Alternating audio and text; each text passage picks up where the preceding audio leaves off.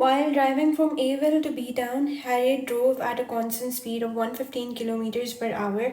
Upon arriving in B Town, Harriet immediately turned and drove back to Avil at a constant speed of 135 kilometers per hour. If the entire trip took 5 hours, how many minutes did it take Harriet to drive from Avil to B Town? तो question में basically क्या हो रहा है कि Harriet जो है, हमारे पास दो टाउन्स हैं basically, Aville and B town. तो वो कह रहे हैं कि ए विल से बी विल तक Harriet drove constantly at the speed of 115 kilometres per hour, यानी ए से बी वो जा रही है 115 किलोमीटर्स पर आवर पे, ठीक है। और उसके बाद क्या होता है कि जैसे ही वो बी पे पहुंचती है, she immediately turns and drives back to Aville, ठीक है। बी पे पहुंचते ही वो फ़ौरन यहाँ से मुड़ जाती है और ए की तरफ निकल जाती है। और अब उसकी स्पीड क्या है? 135 kilometres per our. If the entire trip took 5 hours, how many minutes did it take Harriet to drive from Avil to B Town? यानी A से B और B से A जाने में उसका टोटल जो टाइम लगे वो 5 घंटों का लगे। तो वो कह रहे हैं कि A से B जाने में कितना टाइम लगेगा, ये आपने बताना है। हमें जो चीज़ फाइंड करनी है हम उसको ये अस्यूम करके लेके चलते हैं। Now let us assume that the time it took to drive from Avil to B Town, let that be x, ठीक है। Time taken to drive from A to B,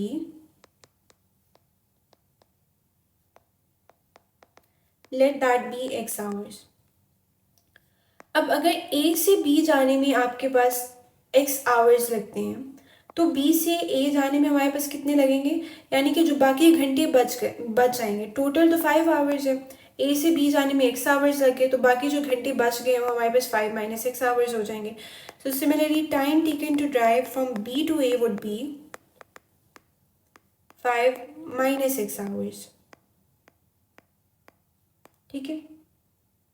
अब एक बात जो नोट करने वाली है कि A से B का डिस्टेंस और B से A का डिस्टेंस जो है वो सेम होगा, यानी कि अगर A से B का डिस्टेंस हमें नहीं गिवन, ठीक है, तो जो भी डिस्टेंस A से B होगा वही डिस्टेंस आपका B से A होगा।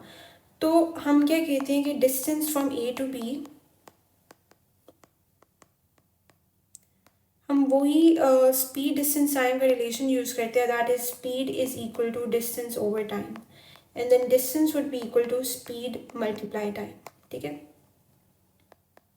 अब मेरी अप्रोच क्या है यहाँ पे इस क्वेश्चन के लिए कि अगर A से B और B से A जाने में डिस्टेंस आपका सेम लग रहा है, लेट्स से D लग रहा है आने में और D लग रहा है आपका जाने में, तो हम क्या कर सकते हैं कि क्योंकि डिस्टेंस सेम है तो इसका मतलब है कि हम इन दोनों को इक्वल पुट कर सकते हैं, ठीक है।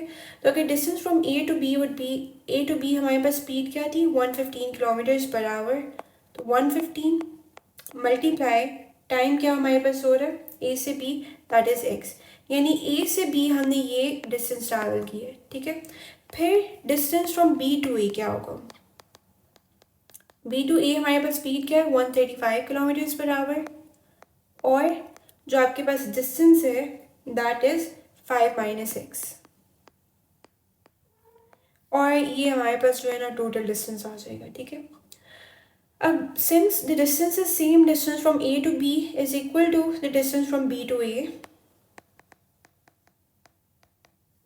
A to B is equal to the distance B to A, ठीक है। तो इसका मतलब है कि हम इन दोनों को इक्वल पुट कर सकें क्योंकि the distance from A to B equals this would be equal to 115 into x, and distance from B to A would be equal to 135 into 5 minus x, ठीक है।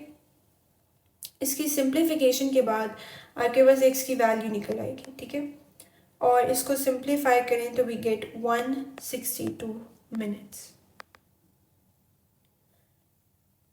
तो A से B जाने में आपके पास कितना टाइम लग गया 162 minutes, and this is what you were to find.